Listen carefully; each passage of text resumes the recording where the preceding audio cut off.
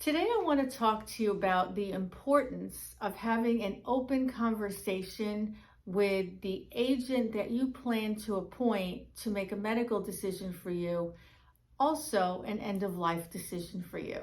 Hello, my name is Sabrina Winters, and I'm an estate planning and probate attorney in Charlotte, North Carolina.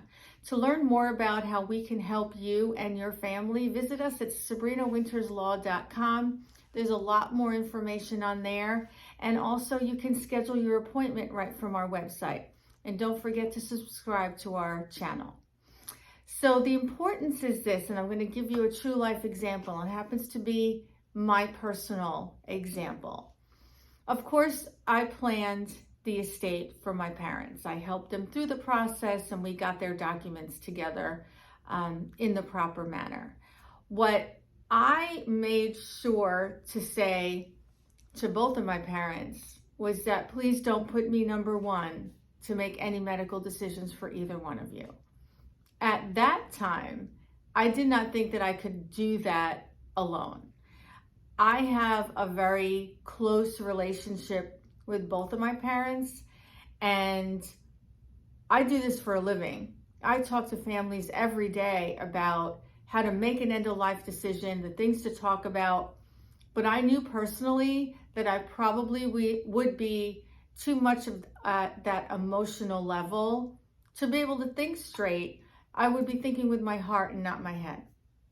So I asked them, let's put me last. I know me and my siblings, we're going to talk anyway. That's just who we are. I just didn't want to be that one main person, that first person to go to.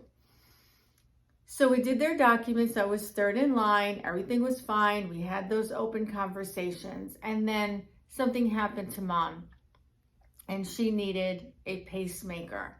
And it wasn't, of course, in our family, nothing is cut and dry. There were complications. And her heart stopped beating several times during the procedure when they were putting in her pacemaker. And I stood at the foot of her bed, holding her feet and telling her it was going to be okay. We're here. We are not leaving you. And it was in that moment that I realized for myself that I can do it. My love for my parents is that great that I was able to put behind me my anxiety around it, or my fear, or whatever that feeling and emotions would be at that time. And that's important because now I know that I needed to talk to both of them about it's okay.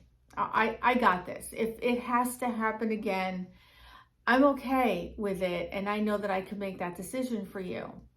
Well, we had to make that decision last September for my father. And we made it as a family. Nobody had to step up first. But I knew because of what happened with Mom, I was going to be able to do it with Dad. It was still miserable. It was still hard. It was still painfully hurtful. But I knew that I could do it. And my point is this. If I hadn't been honest with my parents at the beginning, I would have been number one, because that's just kind of how they felt my role in all of this should be. And I may not have been able to step up. It could have gone a different way. But for the time period that I didn't know, I didn't want to be that number one.